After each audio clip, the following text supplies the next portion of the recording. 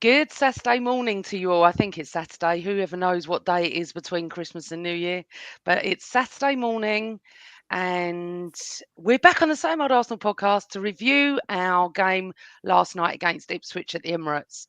Joining me today is James, my podcast brother. How are you today, darling? Yeah, I'm not too bad, Amanda. Little bit tired after that ludicrous kickoff time last night. I'll be honest. Yeah, I don't know if we're gonna have a little rant about that later on. But 8:15 p.m. kickoff between Christmas and New Year's for the match-going fan is a joke. But yeah, pleased we got the win because otherwise that would have been a horrible feeling coming home and getting back at just before midnight. Absolutely. No, we can rant. I've got a couple of things to rant about, funny enough. Um, Mervyn, welcome back to the show, and how are you feeling? 'Cause I know you've been unwell. Thank you for having me. Yeah, I had a virus all over Christmas, and you can probably hear in my voice it's still here, which means I was watching from afar last night through the lovely Amazon Prime. My son had my ticket, and it was interesting to see if my perspective, having to listen to Alan Shearer for 90 minutes, is slightly different to everybody else's.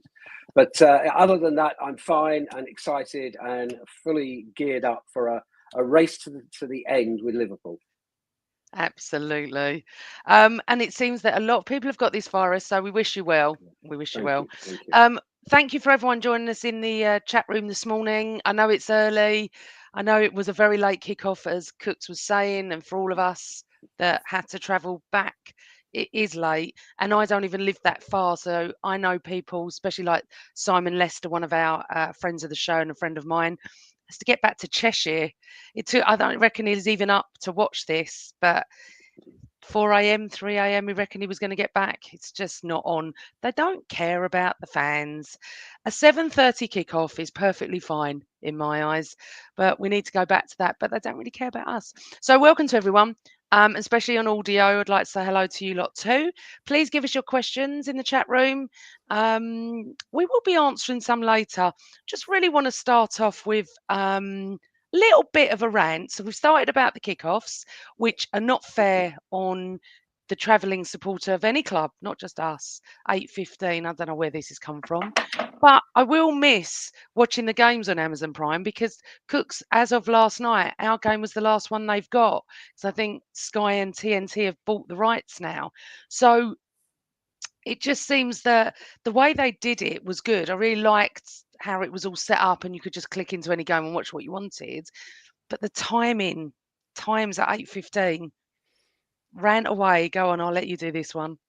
Yeah. I mean, what can I say that I haven't already said? I mean, it's just I think it's a little bit more frustrating because it's coming between Christmas and New Year's. Like if this was happening, in April or September or whatever, I probably wouldn't be too pent up about it. But the fact that it's coming at a time of year where I don't know about you, but yesterday I was kind of just like taking things very easily, letting the day go by, and then it gets to 6:30 or whatever, and like, oh, I've got to go out now, and I'm sounding incredibly ungrateful here, but it's just that sort of time of year where you just want to switch off, relax, and I have to say, I think you might have a slightly different opinion to me. I thought the atmosphere, given the circumstances, was pretty decent at the Emirates last night. I didn't think it was bad. I thought it was bad at times, but I thought considering, people have probably changed family plans to make this game, and they're knackered after Christmas and the build up to New Year's now.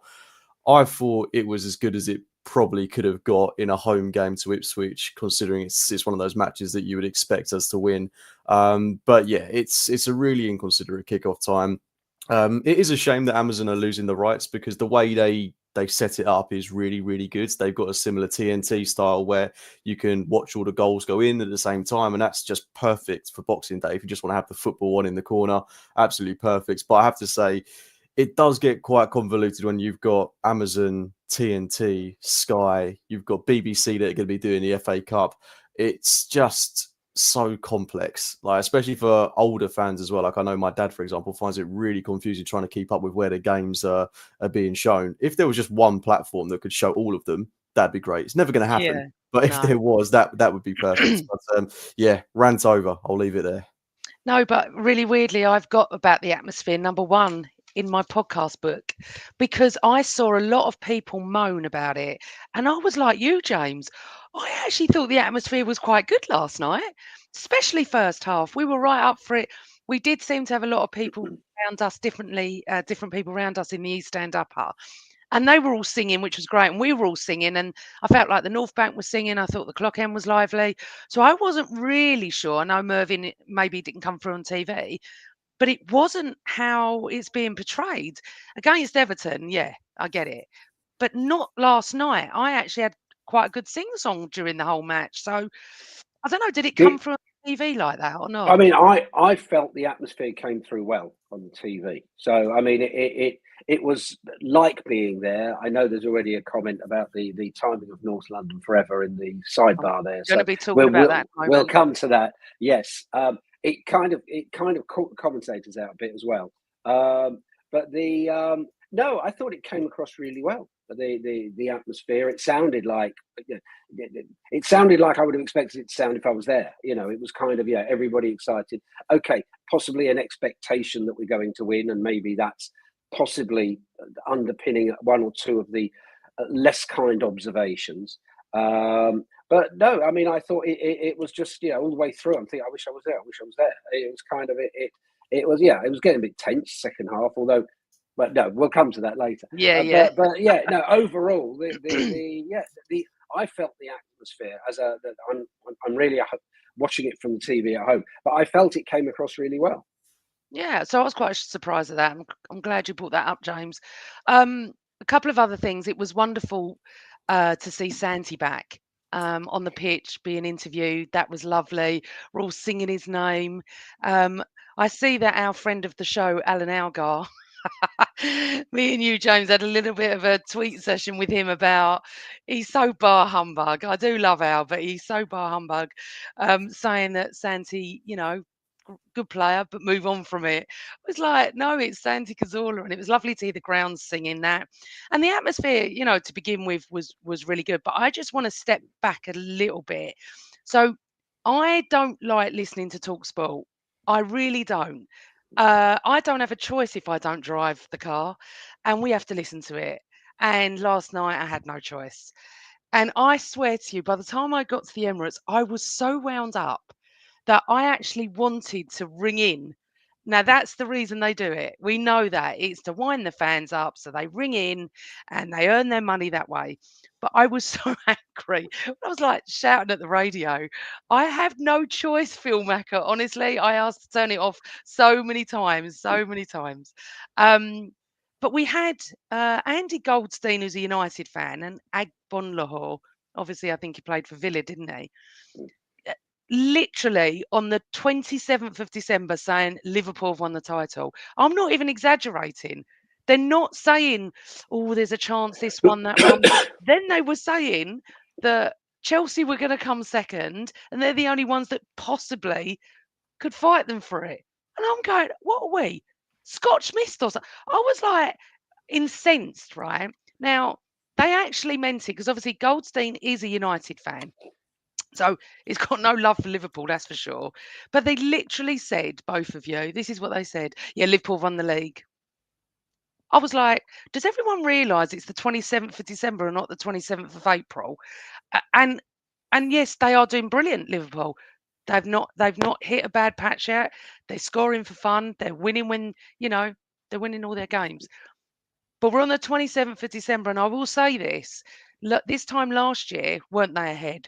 And then City and Arsenal took over to take it to the wire. It's a long way to go. It is ridiculous what they were saying. Now, I'm assuming maybe they meant it so people rung in. But then, even worse, coming home, Jason Cundy and someone else. Again, I had no option but to listen. Were absolutely criticising us to the hill. We are second in the league. I don't know where we are in the Champions League. Are we third? I can't remember if we're second or we're third. We're in the semi-final of, as I call it, the Littlewoods Rumbelow Milk Cup, right? And we've got United in the FA Cup.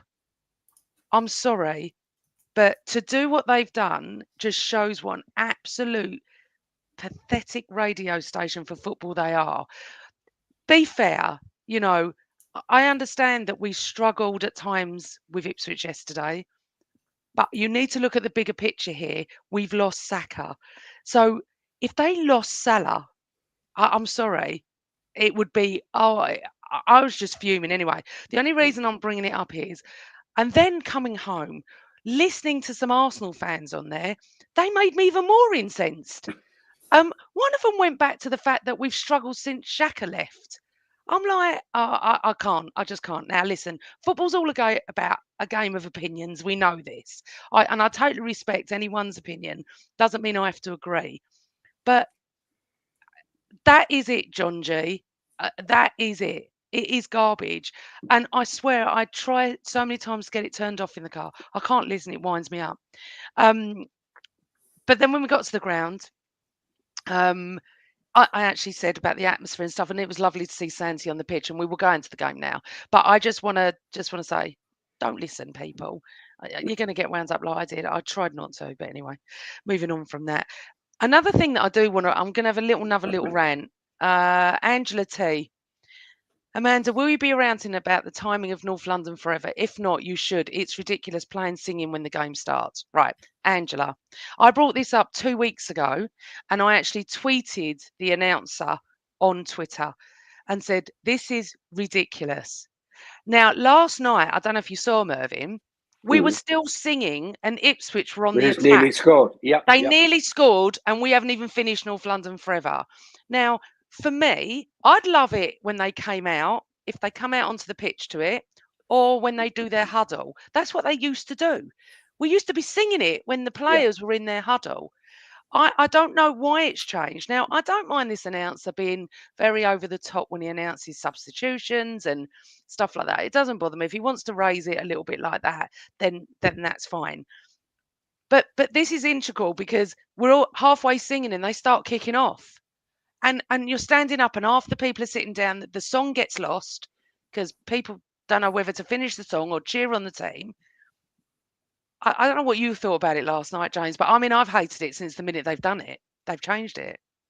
Yeah, it's clunky, isn't it? It doesn't work for me, and I think Arteta has had some input into how that's been done, to try and raise the levels of the atmosphere, to try and get the players going as they kick off. But I much preferred it when they had North London Forever just before the kickoff whistle, and there was that massive roar, and then the players got straight into it. I really felt like everyone was singing from the same hymn sheet, and now it's just, you know, you're really setting yourself up for disaster, as we could have seen yesterday, because Ipswich very, very nearly stopped us in the middle of our tracks. So I'm not a fan of it. I hope that they do go back to changing it as soon as possible. And also, there was a lovely shot that Amazon did with the spider cam yesterday of all the fans singing, but then they had to cut away from it to then go back to the football because obviously the game started. So it just ruins it on multiple fronts. I'm really not a fan of it. I can kind of get the thinking behind it to carry that atmosphere from pre-game into the game itself. But no, it definitely doesn't work for me. I'm not big on the announcement of the goals either. I think it works for Saka when he scores and then the announcer goes Bukayo and everyone goes into his chant. I think that works really well. But when it's like yesterday where he's going, Kai Havertz, Kai Havertz, Kai Havertz. Yeah, okay. I think it works once, but it's not for me. No, I agree. What do you think, Mervyn? I don't like it. It's I've got to be careful how I word this. It's part of the overall Americanization of sport, and that's nothing anti-America or anything. I love American sport. I will be up to about 3 a.m. watching the NFL tomorrow morning. But it is very, having been to some sports games in the US, baseball, NFL, it's very much like that. It's about the experience of the crowd. And it's almost like a being there experience because it's not, I don't think it fits something like Premier League football where people like us three are going every week. We have season tickets. We go to every home game. Whereas, it might be better if it's one of those where you don't have that, where some people just only go once or twice a season. And so it's part of a real match day experience for them. But our match day experience is watching Arsenal. And having that noise at the beginning, as you say, when they were in the huddle to sing North London Forever. And there was a bit, the commentator last night was doing a bit how Arsenal have made this song their own. So that was even worse because, I mean, he was doing that bit and the game started and Ipswich nearly scored. He's trying to explain why we sing North London forever. So I don't know why it's been done, but I think the game needs to start on that roar, on that kind of real build up of noise to almost intimidate the opposition. I think, John Rowe, would Liverpool sing their song when the game starts? I think they do. And I think it ends just as they kick off, because I think someone's mentioned that that's what Arteta wanted. But it doesn't work. For a start, it's not the similar song anyway. Exactly that. I want to finish it as kickoff goes, because as we finish it, we roar. I don't know what Arteta's going on about, because I think that we do give. It's massive loud as soon as it's so loud as soon as it ends. But anyway, Guns and Yellow Ribbons. Hello, Fergus. Good morning. I hope you're okay. I like we sing it when the kickoff has happened. Well, I think you're the only one. Because I don't think it works. I mean, I'm not being funny, Fergus. You were there last night. We finished singing. We're standing up and Ipswich are on the attack. How does that work? It just doesn't for me. But anyway, that's just our opinion. All opinions are welcome. So let's get into the game. So, James, the lineup, anything you were concerned about, or did you expect it to be what we were, what lined up?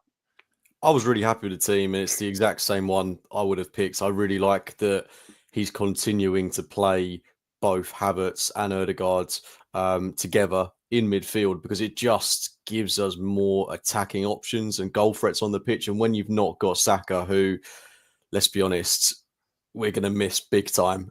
You need as many goal threats on the pitch as you can possibly fit into the team. And okay, I get that there was a lot of discourse before the game, because you look on our bench and you're like, yeah, the only guy we've really got here is a 17-year-old that can maybe come on and change the game in an attacking sense. But we did also have every single attacking player we basically have in a first-team capacity on the pitch. So in another game state, we maybe would have had Havertz dropped to the bench, Mikel Merino starting midfield.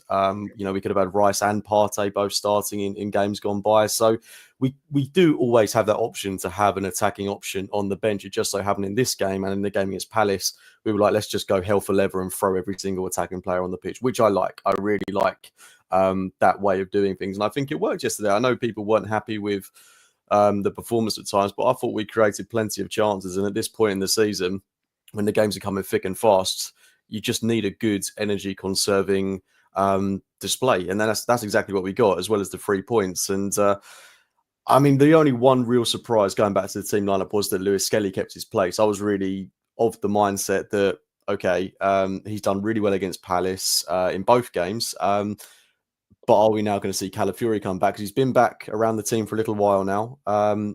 This would make sense for him to come and start in. But is Lewis Skelly the first choice left back now? And you have to say, based on his recent performances, maybe Arteta's thinking that way as well. So it's really, really exciting to have a player like him kind of emerge from nowhere, because I didn't have him down as someone that would break into the team in this way this season. I was kind of hoping Nwaneri would, but Lewis Skelly was like, oh, maybe he'll get the odd cup game here and there. But he's been a revelation, and I don't use that word lightly. I think he's come out of nowhere and he looks so good, so assured in himself. It's crazy to think he's 18, because he looks like, I mean, I tweeted out yesterday that he looks the exact same as Jurriën Timber, but on the left-hand side of the pitch. He is that good of a player. I said that. I thought that at one point they crossed and I didn't know which one was which, because they're so similar in the way they play. I'm so proud of him as well. And one thing that made me laugh this week, that people were tweeting about MLS and I didn't know what they were talking about. I actually didn't know, Mervyn, they were talking I thought it was something to do with like the American football or something. Major League Soccer, it stands. Normally MLS in the US is Major League Soccer. So I was like confused. But again, Guns and Yellow, MLS deserves his place and at the moment has been consistent, unlike Calafiori, who seems injury prone. So Mervyn, do you agree with James on that? Or yeah, I agree 100%. I thought Calafiori would start. But you've got to, as a club, we've always historically, and I know it's not just Arsenal. I don't know if fans of other teams ever listen to this, but it's not. I know it's not just us, but we always love to invest in young emerging talent. And during our lifetimes, we've been lucky enough to see quite a bit emerge through the ranks, through the youth ranks, and even now it's happening again. Obviously, with Moneri, Lewis Skelly, and obviously Saka's already is already the main man. So I love to see that. But I'm also aware that I think that Arteta likes to manage minutes, and whereas historically we would get a young player, probably put them in and play them, and they possibly run out of steam, and we're overplaying them given their level of experience and physicality. That's what I was wondering, because Arteta loves to manage the minutes around the team, whether he would start with Calafiori. But I thought it was the right thing. I thought Lewis Skelly did really well. He doesn't get phased. He doesn't get flustered. He always seems to be pretty much in control of situations happening around him. And somebody saying there, or you've just flagged up about, he's happy to go toe to toe as well. He's not, he's not. No one's going to push him around because he's 17. So yeah, no, I thought it was the right team. And I thought he'd start Partey, and I thought like Havertz would be on the bench and then start with Jesus up front. But obviously they didn't, again I can see why he starts Havertz there. So it's kind of it's great to be in a position where everybody pretty much bar one or two is coming, and obviously there's an obvious omission now, but is coming back into the squad fit because we're going to need them, because we're fighting on four fronts. We are, but you wouldn't think that by some of the fans on social media, honestly. Yes. And it is, I mean, look, I'm just going to go back to Saka James. He's such a massive loss for us, isn't it? It really, really is. The creativity down that side, his willingness to cut in on his left and shoot. And, and I feel Martinelli's under major pressure over there. Did okay last night. But just going back to Saka, it just reminded me of back in, Mervyn might remember this more than you, James, because you're a youngster. When Not Perez, anymore, Amanda. If I was a footballer, I'd be in my twilight years. I'd be pushing for that last big True. contract. True, the last big contract. Perez, when he went down at Highbury, did his cruciate in the I don't know what year was it, 2004, 2002? I don't know what year. I actually was so heartbroken that I actually welled up at Highbury and I couldn't speak for a while. And if I can't speak, there's a problem. And I was so distraught, because I'm one of those that when they go down like that, that's it, they're out for a year. I'm so dramatic. I'm always like that with Saka and Ødegaard. No one else really, but Saka and Ødegaard. And I'm constantly worrying about Saka, and have been for a long time. He's playing too much. He plays for England when he shouldn't be. The kid doesn't want to, stop. But unfortunately now he's been stopped in his tracks. And the fact that it's surgery linked last night, I don't think we're going to see him this season. And that's not me being, miss negative. I just think even Arteta said in his interview that he's, it's more than 2 months. Well, then it's going to be a psychological effect. Then he's got to get fit. And I think it's destroyed, it's broken my heart a little bit, because such a main player, Mervyn, wasn't he, for us? I just feel like we're just going to have to write it off and see him back in August. That's how I see it. Yeah, those of us who've been following football longer, just because we're old, we've seen this with many, many players across all clubs. Star players, real great talent. And the first big injury happens, because when they're like 18, 19, 20, they're very robust, and they bounce back and they're back in. They might get carried off with an injury and they're back in the next game. And Saka is obviously very young still, but it's you get those moments where, particularly I suppose for someone like me, because I've seen it before, you fear that when they come back they're never quite going to be the same again. And some of what makes, that's my biggest fear at the moment. I'm sure he's young. We've got a great medical team, and I'm sure he will be back at the start of next season. But psychologically, how will that affect him every time somebody goes in for the tackle? Defenders, particularly those from, no, I won't pick out teams, but those defences that possibly are more rely on force than skill, shall we say, are going to target him even more. Because get a kick in early, and it's going to mean he's not going to want the ball as much. So, I mean, I've got a lot of fears like that because I've seen it over the years with players, way back when. But having said that, he seems very, very, the modern footballer looks after themselves a lot better. I mean, he's been raised pretty much to be a star footballer. And so hopefully they will build that back up properly. I can't see Arteta putting him back out on the pitch if he's not 100% ready to go. But it's the psychological, I think, when he's in those situations on the wing and he's got two defenders, because they'll double up on him now. He's got two defenders, not knowing which one's going to make the lunge.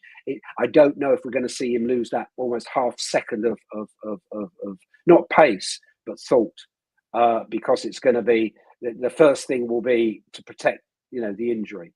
So that's the only concern. Having said that, I think he's one of those players who I think will be a star for us and England in years to come. He's one of those players which 20 years ago I'd have thought, 3 years time we're going to lose him to Real Madrid or something. But I really don't believe with what Arteta is building, we're going to be in that kind of position again.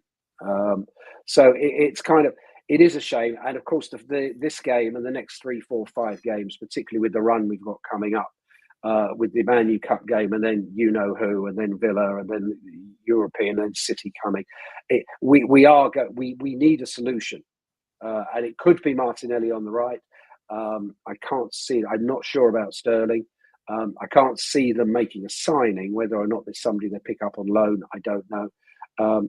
But so that's, I think, kind of, at the moment we've got to, and I know I'm not really answering the question you asked me, but it's about finding a way to play which doesn't make it obvious how much we're missing him. Yeah. James, I think what Mervyn touched on is true, and what people are saying in the chat room as well is that the psychological effect, I think he'll be okay, because I think Saka's one on his own in the way he is and the way he was brought up and the way he carries himself. And if it means that he's going to go back to how he was, then I don't want to see him to August. I don't want to rush him back. We just can't. Would there be someone that we could replace him with in, say, the January transfer market? Not replace him, but help us on the right. Well, we absolutely need someone, and we needed someone before Saka got injured, because our attack is threadbare. And to be honest, I don't know if Jesus is going to keep up this good run of form. Sterling, is he genuinely a realistic option to come into the team and perform well? Trossard blows hot and cold. Martinelli has blown hot and cold this season. So I was never truly convinced by our attack before this injury to Saka. And obviously he's been our best attacker, been arguably our best player over the past couple of seasons. And I hate to use that term, but it does feel very season defining. It's the equivalent of Liverpool losing Salah. It's the equivalent of Chelsea losing Cole Palmer. Those teams would not be the same teams if you took those key players out of them. So in terms of us winning the league, I have to say, from my personal feeling, I don't think we'll do it now because of this. And I hate to sound really down in the dumps, but I just don't see a way in which we do it without his goals, his assists, the unpredictability he brings to the team. As much as I love Martinelli, I think he was good out there yesterday. You can just tell by looking at him that we're missing something on that right-hand side. That's not to discredit Martinelli, but it's just the fact that Saka is so good in that position, creates something out of nothing. I mean, he's just such an important player to this side. And, we've seen various reports that he's going to be out for 2 months. He's going to be out for 4 months. I think we'll be lucky to get a month out of him this season. But even that could be pivotal, if he comes back at the start of April or the start of May and we're still in with a shout and we need him for the run-in. I mean, that could be great. But again, it comes back to, this isn't a small injury. He's had surgery on it, so it's significant. We don't know if he's going to come back fit and firing. He might need pre-season to get up to speed, and then we go again next year. But I hate to sound really down in the dumps about it, but I just don't think there's enough in our attack. When you look at Liverpool, who've got Gakpo, Jota, Salah, Nunez, Luis Diaz, their attack is vastly superior to ours, in my view. Like, again, hate to sound really pessimistic, but we just don't. We have a great defense. We have great options in midfield, but attack is where we're being let down at the minute. And we have to invest in January. Whether there's a target that we've got for the summer that we can bring forward, even if it means spending a bit more money. The league is not over, but it will be if we don't do something in January. That's my very humble opinion on it. Whether it's trying to, try your luck at Isaac, which definitely won't happen, or if it's trying to pick someone out like Mbeumo, there's players out there, but we need to test the resolve of the clubs. We need to show our intent and go out there and do something. Whether it's Ademola Lookman, it could be someone that none of us are even thinking about at the minute. But we need to do something, because we're losing probably 20 goals and assists combined with Saka being out for the rest of the season, and we can't afford to do that. It's massive. So we might as well answer Carl's question then. Given our injuries, which positions do we need to target in the January window? So, Mervyn, I mean, obviously we're all in agreement with what James is saying. It's fact what we've lost with Saka, and everyone's going on about Isak and that. And I actually do believe he will bring someone in January. There's rumours around that they are going to go in for someone. They've got to, because I mean, James and I predicted that Arsenal would win the league this season. I'm not as like negative as James has just been about it, because I think Liverpool will hit that purple patch, and we've got to be there, and we are. It's not that we ground out the result last night. It's just that Ipswich are not. I thought they defended really well last night. We'll go into that game in a moment anyway. But given our injuries, what positions, Mervyn?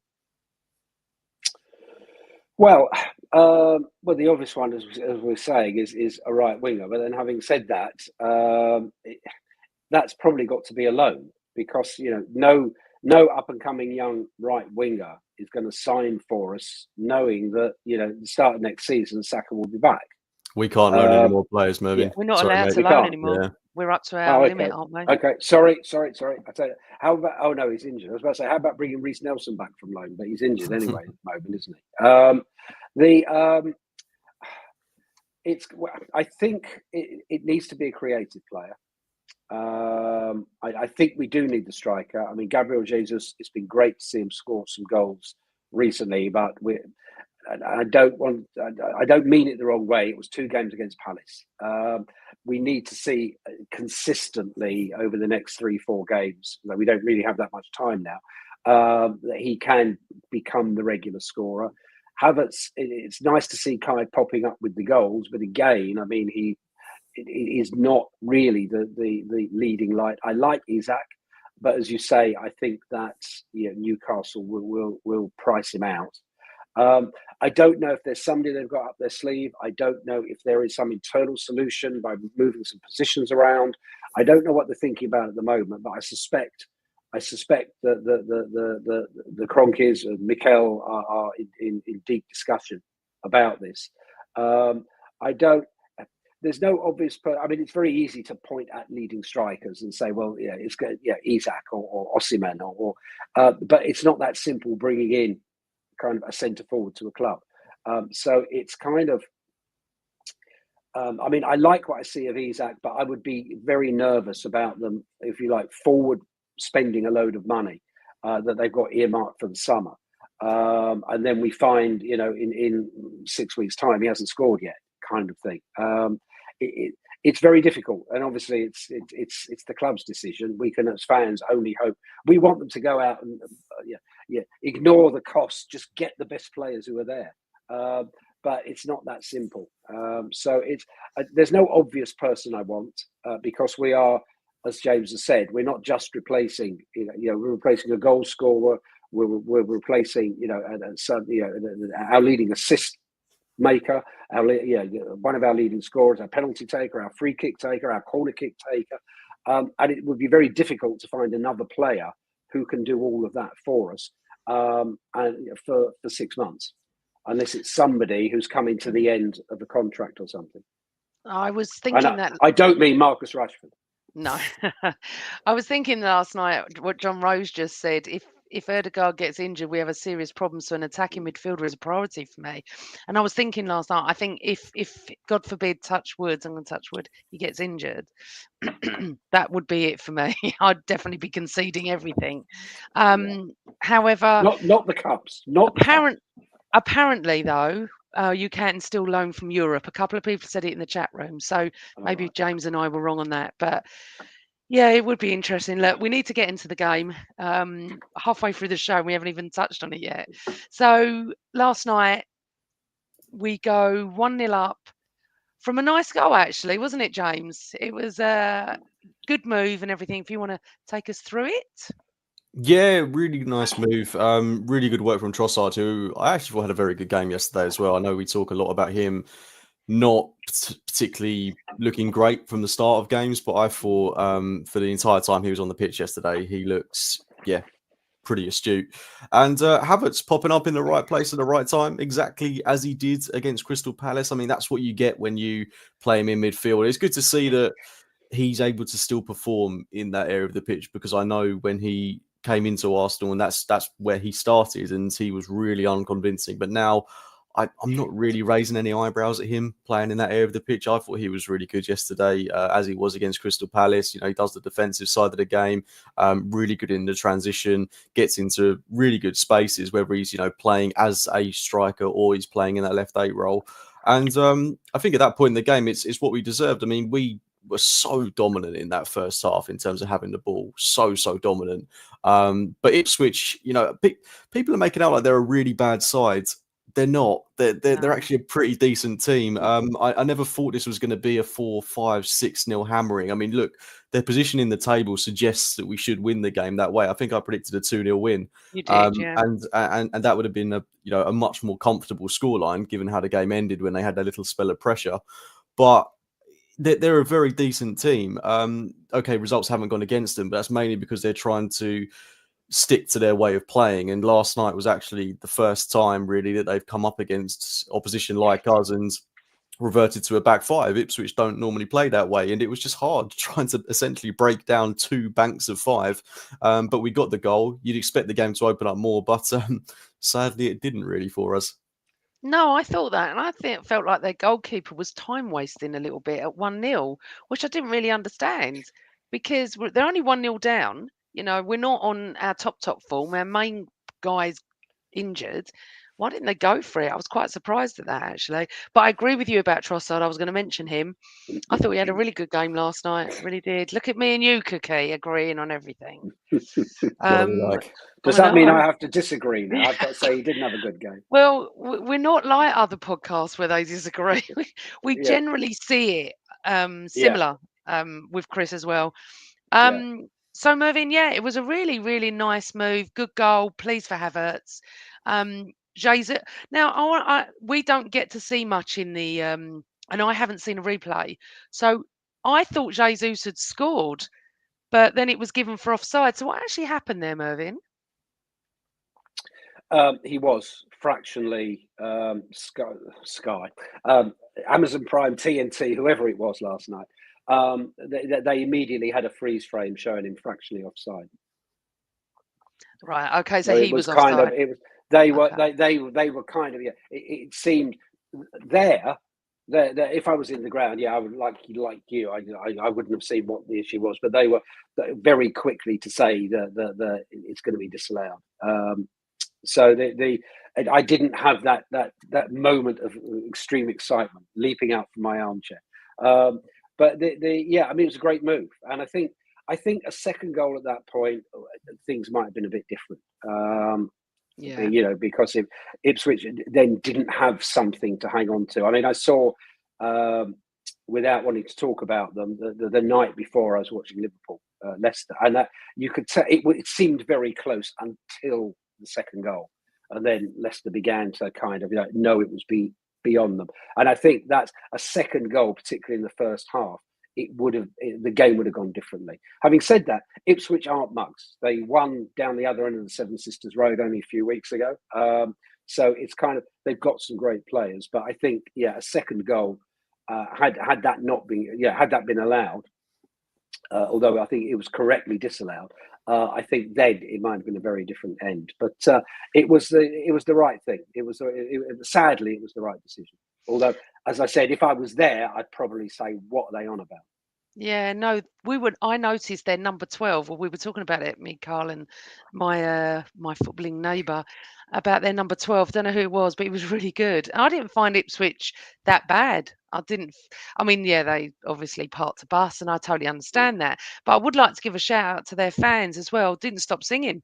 I thought they really, really were good, and it's always good to have, opposing rival fans in the ground singing. Just brings the atmosphere up, which is why I didn't think it was such a bad atmosphere last night. Obviously, we all hear different things, but yeah, big up to their fans. I thought they brought it. Okay, so yeah, and the thing is, Mervyn, I agree with you. And James, this is something I wanted to go into. If we would have got another goal pretty quick before half time, I think it would have been 3, 4, or 5. The problem is we go 1-0 up. We just don't get that second goal sometimes, do we? And then all of a sudden we're coming out the second half, and then they've changed slightly. They put a little bit of pressure on us. We're sort of lost a little bit, where we desperately miss Saka to create that down the right-hand side. I didn't find it boring last night, though. I just thought it was one of those games where we had to try and break them down, and we couldn't in the second half. Yeah, and look, we definitely had chances to score. And what I really liked about some of our players last night is that there was quite a bit of drive. I think maybe that's part of a way we're adapting to being without Saka. But I think opposition are so used to us getting the ball, passing it. Whereas Rice made a really good driving run. Timber made a really good driving run, and Ødegaard made multiple driving runs, which I just don't think opposition anticipate. And we actually got into really good positions because of those runs. Timber got a shot off, Ødegaard got 2 shots off. Rice was unlucky not to score as well. I mean, he had that corner from the edge of the box, brilliant volley and a brilliant block by the Ipswich defender. But Gabriel should have scored. I mean, we got into really good positions. That's why I'm not too stressed about the performance last night, because I felt it was a 3-0 performance, but we won 1-0, and obviously it's not sustainable to keep. Well, I mean, if you keep winning games 1-0, of course it's sustainable, but there's always that worry that no matter who you're playing, all it takes is one goal and it derails everything that you've done within a game. And that's what could have happened at the end of the match, because although Ipswich had a 0.16 expected goals tally, that all goes out the window if they take a pop shot in the 92nd minute and it takes a deflection off the back of Gabriel's head and it goes into the back of the net. Doesn't actually, forget it, doesn't matter. Things like that happen in football. That's just reality. And there was a moment where my heart was in my mouth at the end of the game, where they did have a shot and it was deflected and it could have gone absolutely anywhere. That's what teams will do when they're desperate. They will take more shots, more chances, and there's more likelihood of something going wrong on our side if we don't see the game out. And I thought there was a little bit of fatigue from us in the final minutes of the game, but we rode it out, got the win. I mean, defensively, we're so good at the minute, and that's why I still feel that there is a slim chance of winning the league, because we've got that foundation. We just need to do something more at the other end of the pitch. But yeah, no, it was a fine game for me. Remember, it's coming at this point in the season. It's not going to be 5-0 every single week. Games are coming thick. They're coming fast, and we've got an incredibly hectic January coming up with a squad that is kind of on its last knees at the minute. So, let's wait and see what happens. January's going to be, by the end of January, we could be sitting here going, yep, hands up, we're not winning the league. We're out of this competition, we're out of that. Or we could be exactly where we are, going forward in everything. I mean, it's interesting, isn't it? How many games, there's a short period of time where I think we're at the Emirates 5 times. It's just like, we've got 5 games in that time.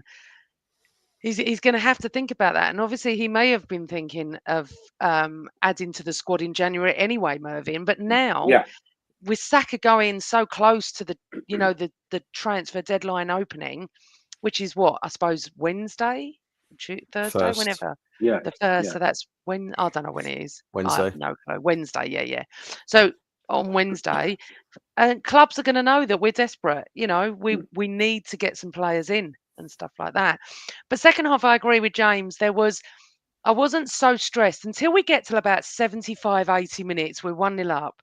And as James is right, anything can happen. We could give a penalty away. We could lose a ball in midfield. They go and shoot and it's in and it's 1-0.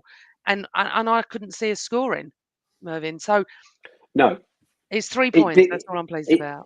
Yeah, it didn't look that way. And it, again, there aren't that many. Yes, I know there are occasional 4 or 5 nils in the Premier League, But for teams that come up like Ipswich, like Wolves, like Leicester now, they go through a lot to get up because the Championship isn't weak, the top half anyway, and so the teams that are coming up are quite resolute.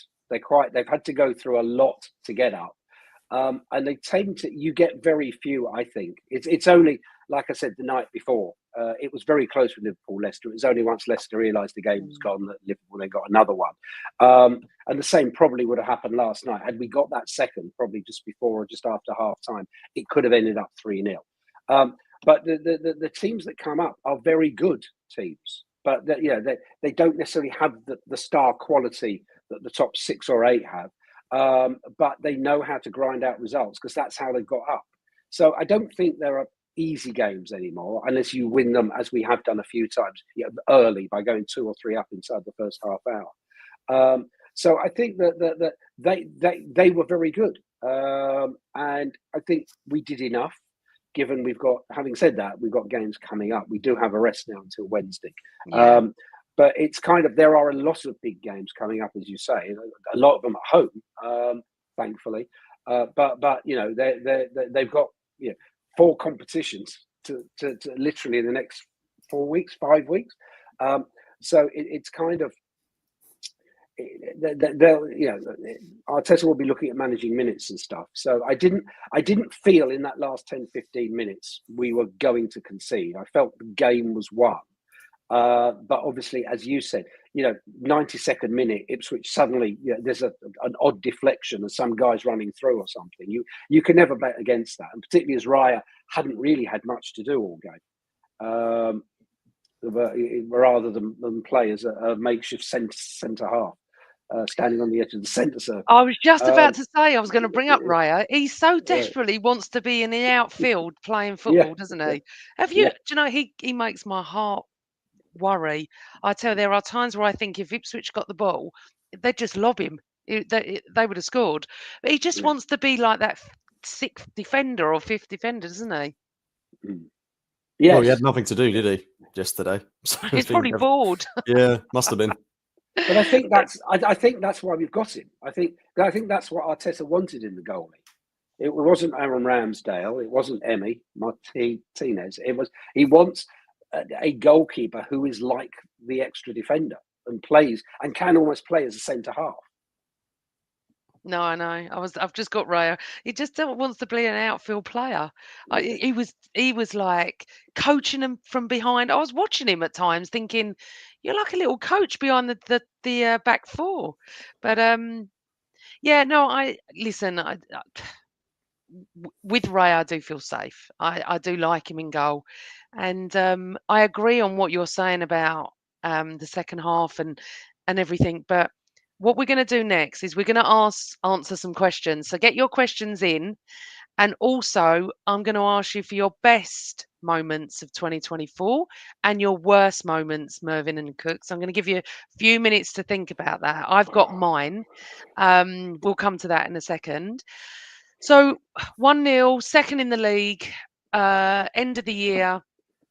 Next time we play is 2025. And this is where it gets serious. The business part of the season is coming up now. And I do agree we do need to sign some players. Absolutely. And I do agree that this month will be absolutely telling. But I'm still being positive. I say it again that Liverpool were ahead last year. We went off to Dubai and everything changed. So let's just try and keep positive. So let's go to some questions. Let's see what we got. Let's start with something funny. Who gets sacked first, Pep or Ange? Ange. Yeah. I personally, I doubt it. I don't think Levy operates that way, but I am connected to and related to a number of Spurs fans. And I just love watching them all on Facebook after every game. I'm not going back to the fat Aussie sacked. And it's kind of like they're so angry at the moment. But I can't see Levy sacking him before the end of the season. No, I Pep. agree. I can't see them sacking Pep because he's probably No, going to Pep will agree to walk. go anyway. Yeah. Yeah. He can't keep losing games. Did he draw the weekend? I mean, Yep. I just think that how long does that credit is in your Yeah. bank for? And people keep telling me weeks and weeks that no, they'll never get rid. He's won everything. He's got so much credit in the bank. I'm sorry, but if you go, tell me now, Mervyn, if they Mm. go and lose the next 3 or 4 games, what? So what? That he's not sackable, is he? I think. Absolutely Well, not. I think the bigger issue for the City board must be the 115 charges and not knowing what way that's going to go, because they don't know if they're in for some huge legal battle. They don't know if they're going to accept having some historical trophies taken away. They don't know if they're going to be relegated. I don't suppose they actually know, and they've got. They might have insight already. Their lawyers might have insight to what might happen, and knowing our luck, nothing will happen. But I suspect nothing will happen with Pep until they or the board at City have a bit more clarity over where they're going to be, what budget they're going to have, and things like that. And that's my perspective, because that's presumably, I know a couple of City fans, and they're not even talking about the 115 charges and everything. They think it's all been trumped up because everybody else is jealous. But it's kind of they probably got that to think about as well. And the other one, I can't see Spurs. There'd be no point, I mean, they're doing okay in Europe. They're still, Carabao Cup. They got the FA Cup.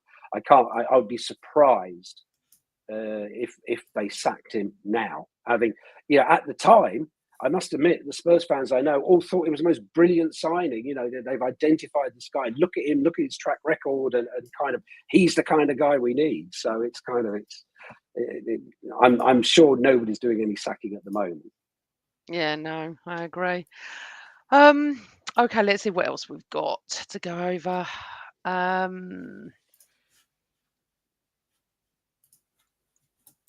We're going to ask this question because he asks it every week because people are changing their minds. So, Cooks, who is going to win the league? Carl Stark. Liverpool. Sorry, Carl. Merv? Well, I still believe it's us, but I would say if I had to put a bet on now, it would have to be Liverpool, I guess. Yeah. I'm still sticking with us. Okay, remember that on the 28th of December. I'm still sticking with us. I think they're not going to go the whole season. I still believe. But, yeah. Yes, I know. I understand. Right. Okay. So let's come to the best and worst moments of 2024. So, Cooks, what's your best moment? I'm probably missing something out here, but I really liked the game a couple of months ago at Spurs with Big Gabby's header. Just for everything was against us in that game. We had no Declan Rice, Sødegaard was out, and Jorginho Partey came into the midfield. It was just a really gritty performance. I love that Gabriel celebration. That was probably, favourite moment of 2024, but I'm certain there's a few that I'm missing in there. Did you want me to do my worst one, or we just go? Yeah, worst one as well. Villa at home earlier on in the year. Yeah, that was horrible. Yeah. So we've got Phil Macker saying worst moment Villa, second half at home, but best moment going through against Porto. Yeah, that was good as well. Mervyn, what's yours? My best moment, and we've had a lot of them of the year, was back in January. Because I've been going to football longer than probably anybody listening to this. Going to Arsenal longer than anybody listening to this. And I've never stood at an away ground watching a 6-0 up with like 40 minutes still to go. Over half of the opposing fans have already left the ground. And we're singing "Who Put the Ball in the West Ham Net?" Half our effing team did. I'd never been to a game like that before, and it was I couldn't believe it. At half time, I went to get a coffee, and they are just streaming away, the home fans. And I've never, in all my years of going, and my dad first took me to Highbury when I was 3.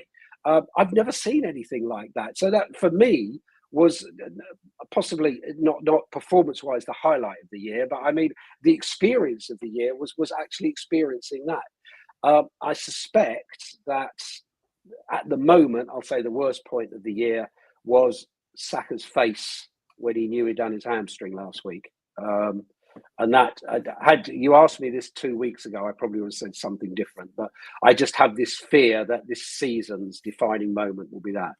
It's a fear. It's not an expectation. Yeah. I'm going to do two of each because I can. My best moment was Tottenham away, definitely. But my best moment since then has been Erling Haaland saying, "Stay humble" to Mikel Arteta, and has not has. Are they actually not won a game since, or is there one they've won? I don't know. 'Cause Forest. I think that's the only yeah, one they they've won, won isn't it? one, drawn one, and lost the rest. And he has actually gone to pot. And I've got this little picture that I took off the TV when they lost to Spurs 4 or 5-0. And it comes out every time they lose or draw, and it is just too funny. The karma of that, the disrespect he showed to a manager, when we should have won that game at City as well, when Trossard shouldn't have been sent off, and we drew it in the end.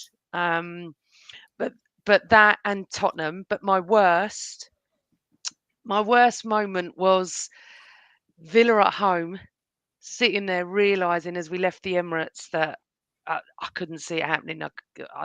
That was for me when we lost the league.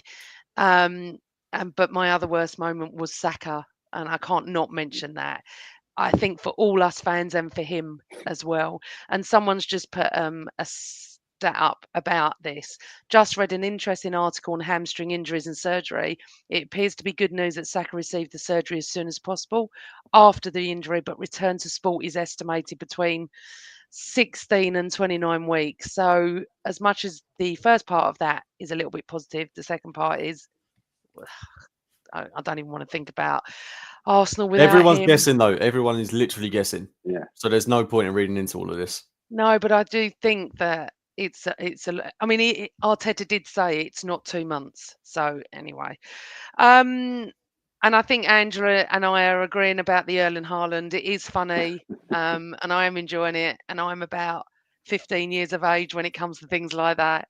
But yeah, I think that generally Villa, the Tottenham, the Saka, doing well as well. We took City to the wire, didn't we? As well, and it was a great season last season. Just fell short. I do believe that. Right, so let's do some predictions for our New Year's Day game. It's Brentford away, isn't it? Live again at 5:30. What are you going to go for? And I'll write this down. Oh, I'll let you go, Merv. That's a tough game. It is a tough game.